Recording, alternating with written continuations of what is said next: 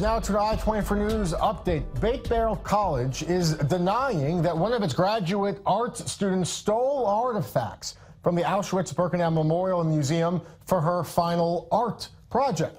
Reports initially claimed the student took items such as shards of glass, small bowls, a metal screw, even soil, as well as a sign that warned visitors not to steal anything from the camp's grounds. Initially, there was international outrage about this, and Beit Berl College led an investigation.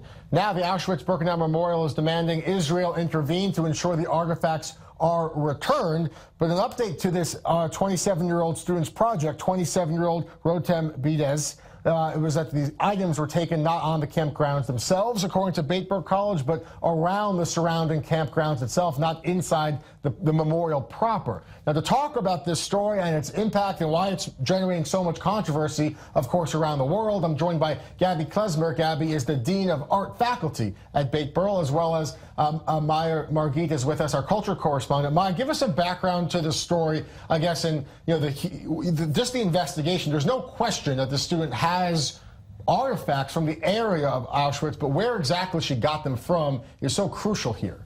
Well, yes, there is a description within the exhibition for each object where she explains where she found it, where she got it from. Some of them are not even from the Auschwitz ground. Some of them were gifts to her. One of them was a gift to her from her tutor, Michal Neiman, a very famous Israeli artist. Another one was apparently, according to her, taken from a second-hand shop in Berlin. Other ones, she wrote that she found them right outside the fence or on the way to the village that's right next to Auschwitz, because Auschwitz is right, the camp is right next to a Polish village. So she said she found the sign, for instance, that says, "Do not steal any objects from the museum," which is kind of ironic. She said that she found that sign right outside the campgrounds. And she's defending what she did. She says she didn't do anything wrong, didn't steal anything, and in fact tonight that the exhibition will go forward. What are your thoughts just on the investigation into this student? The initial report from the college was to issue an apology to explain that we were disappointed in her actions, but then they came out in defense of the student, and the project will go forward. Why the difference? The moment Rotem wrote a description and actually a statement where she clarifies that the work were not stolen from the ground, and she apologizes, and she was demanded to hang this apology and this document included within her show. And the moment this was established, I think the college was satisfied that the works they don't have any kind of a criminal aspect. Is the college still in communication with the Auschwitz-Birkenau Memorial?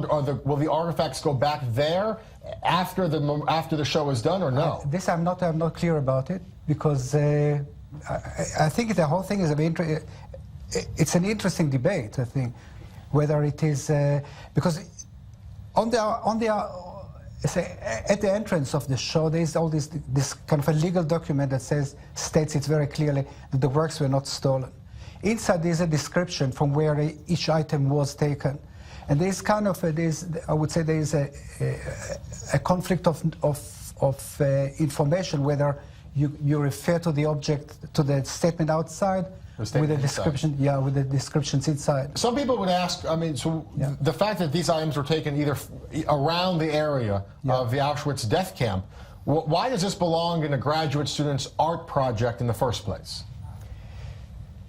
First of all, if I think about the whole industry of souvenirs, we take things that we actually want to memorize, a place or an experience. So you have a whole industry that actually wants to take something. Memorialize it. Yeah, memorialize it. Then I think there's the aspect that she herself is a third generation from the Auschwitz. Her grandfather, prisoner there. Prisoners. And I think once she probably visited the sites, she was so overwhelmed. And maybe, I think, this is again my interpretation, she actually wanted to create something, or taken something that is the reality of this experience back to her show. And the show is tonight, it's happening now. Yeah. Yes, it's happening now. It just opened. Initially, it was taken down by Beit Berl because they wanted to investigate to see whether the objects were stolen. After they had a disciplinary hearing with Rotem Bides, who, by the way, is no longer giving any interviews to the media. After they had a disciplinary hearing with her, they ascertained that it was okay to move forward with it. But the Auschwitz Museum actually just released a statement that they told me that they're still investigating. They've sent it to the prosecutor's office in Poland to check, because it's considered a very serious crime in Poland if if you're found to have stolen something, you could go to jail for 10 years. So perhaps that's why she's not speaking out to the media. This is still an investigation. Yeah. This story making headlines, right? Why? I mean, this is an international scandal. I think it's a very touchy subject because it leads you to many important philosophical questions. What are the limits of art? What is art? What is an artist allowed to do and not to do? Who owns the memory of the Holocaust? What are we allowed to take from Auschwitz, or are we not allowed to take anything at all? And should an artist take these things from Auschwitz? And I think part of the story might be related to the media, because the initial story was published in an Israeli newspaper named Yediot, which maybe might have blown it out of proportion, but I'm not entirely sure. Gabi, just the Beit Berl College, a small college outside of the city of Kfar Saba. Tell me the support or the controversy this has generated for the arts program, for the university. Yeah. Is this scandal hurting Beit Berl, or is it generating a discussion you want to have? I think we want this. I think we want this discussion, and not maybe in this kind of magnitude. But I think, I mean, Beit Berl is a college, Hamidrasha, which I'm the dean of this. It's a faculty within Beit Berl. Beit Berl is an educational college. I mean, it trains teachers, mainly. It has 3 faculties. The art faculty, Hamidrasha, used to be, it's a 70-year-old school for art and art education. And it has a very strong conceptual base, always, it had. And I think we're very strong leading artists as staff members, and therefore I think a conceptual debate about the value of works and the value of art, and all the time challenging the limits of art is part of the skull. Yeah. All right, thank you for taking time with us today to be part of Daily Dose. Maya, thank you for bringing us the story and the special guest to kind of clarify and speak about this ongoing controversy and this ongoing investigation. But the art project is back up now at Beit Berl. Appreciate your time. Thank you for making time for us. Much. Thank you. More news.